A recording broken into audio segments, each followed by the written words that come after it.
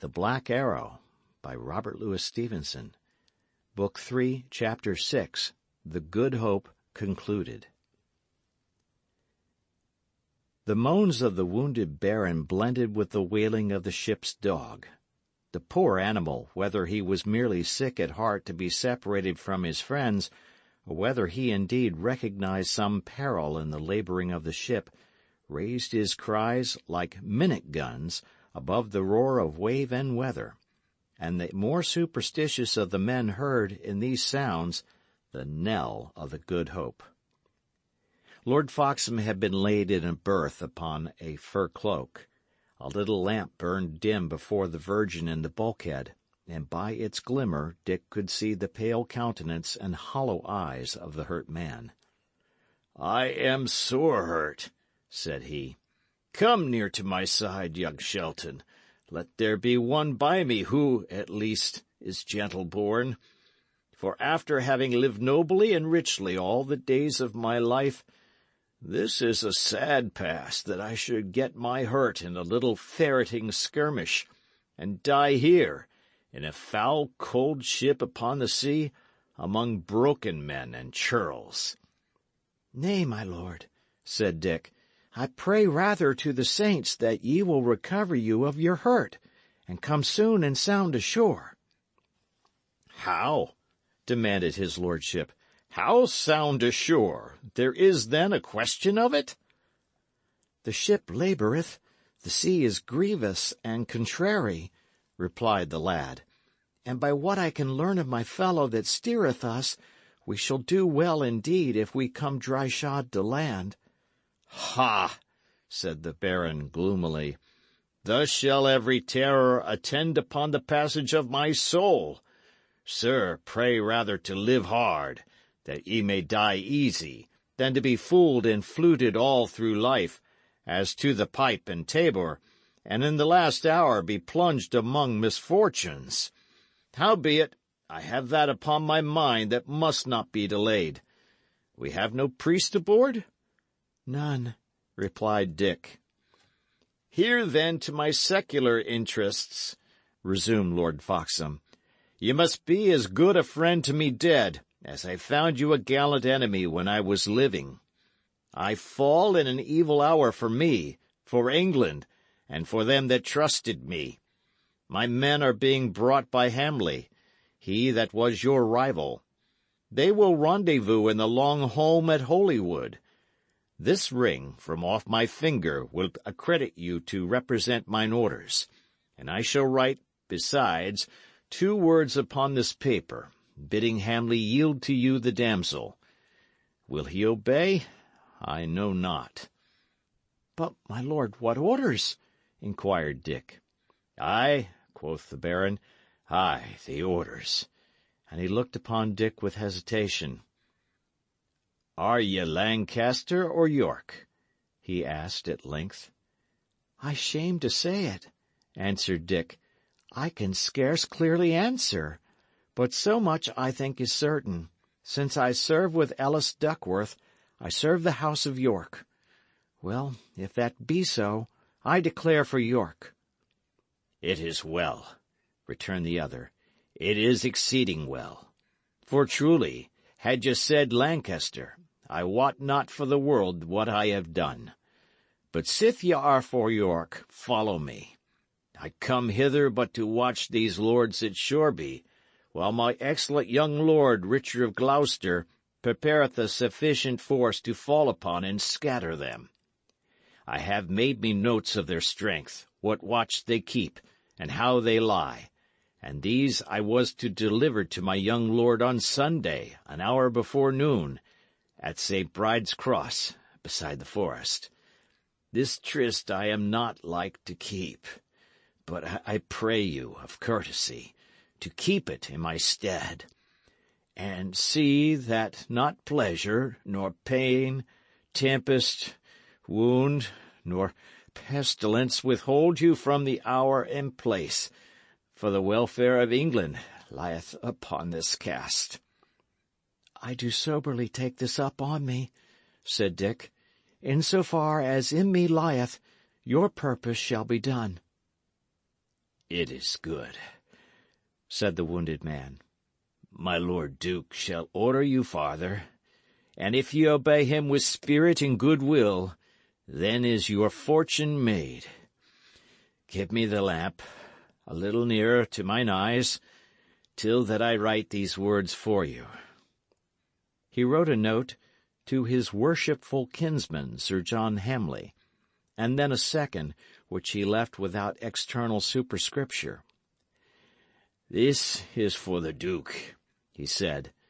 "The word is England and Edward, and the counter England and York." "And Joanna, my lord?" asked Dick. "Nay, ye must get Joanna how ye can," replied the Baron. "I have named you for my choice in both these letters, but you must get her for yourself, boy.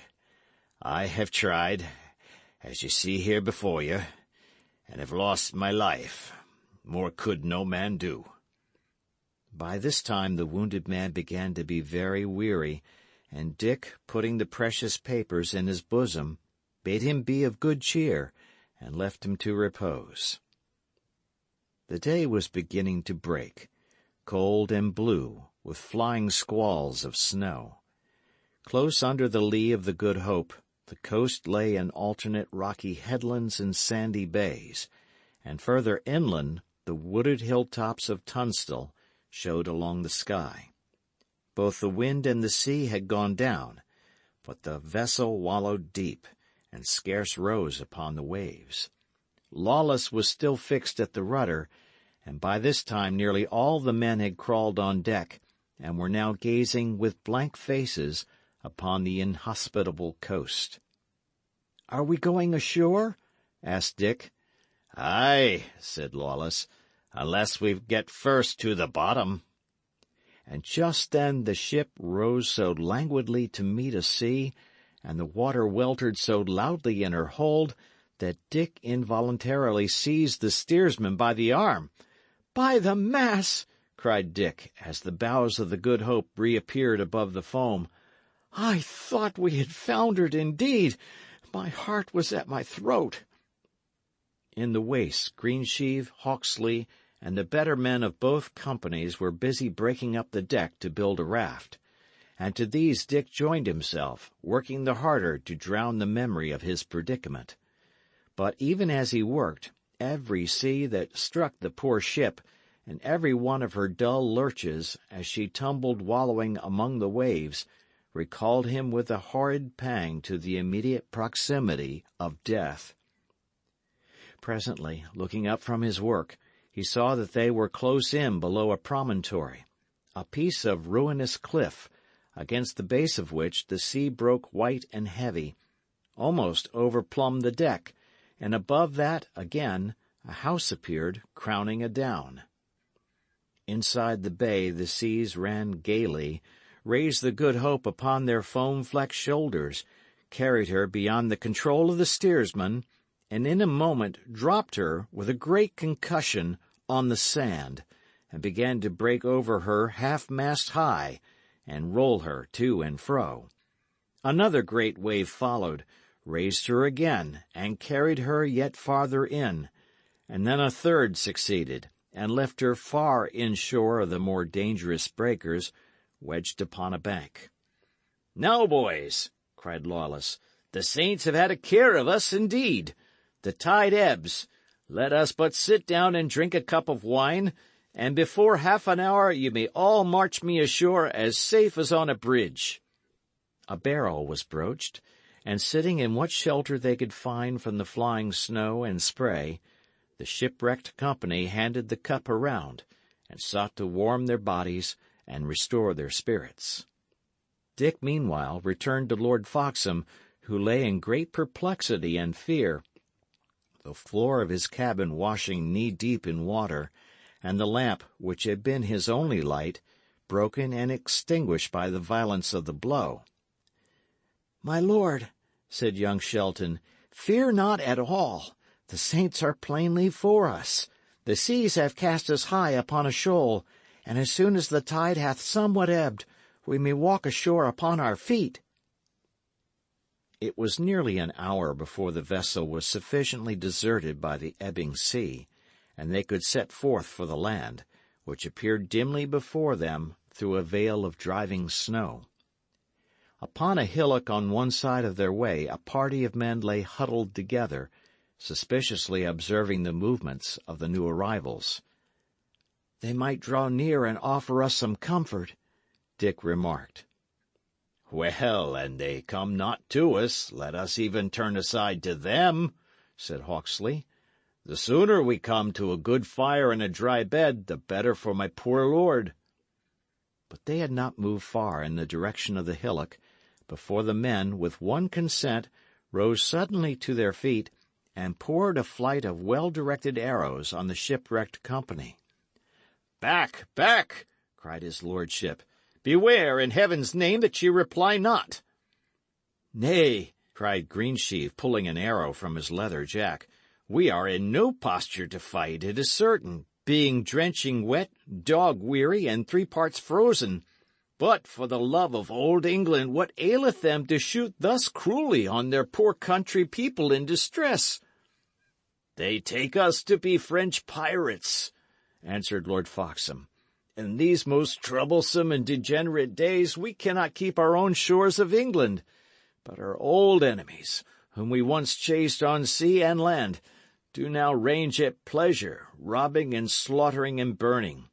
It is the pity and reproach of this poor land." The men upon the hillock lay, closely observing them, while they trailed upward from the beach and wound inland among desolate sand-hills. For a mile or so they even hung upon the rear of the march, ready at a sign to pour another volley on the weary and dispirited fugitives, and it was only when, striking at length upon a firm high-road, Dick began to call his men to some more martial order, that these jealous guardians of the coast of England silently disappeared among the snow. They had done what they desired. They had protected their own homes and farms, their own families and cattle, and their private interests being thus secured, it mattered not the weight of a straw to any one of them, although the Frenchmen should carry blood and fire to every other parish in the realm of England. End of chapter.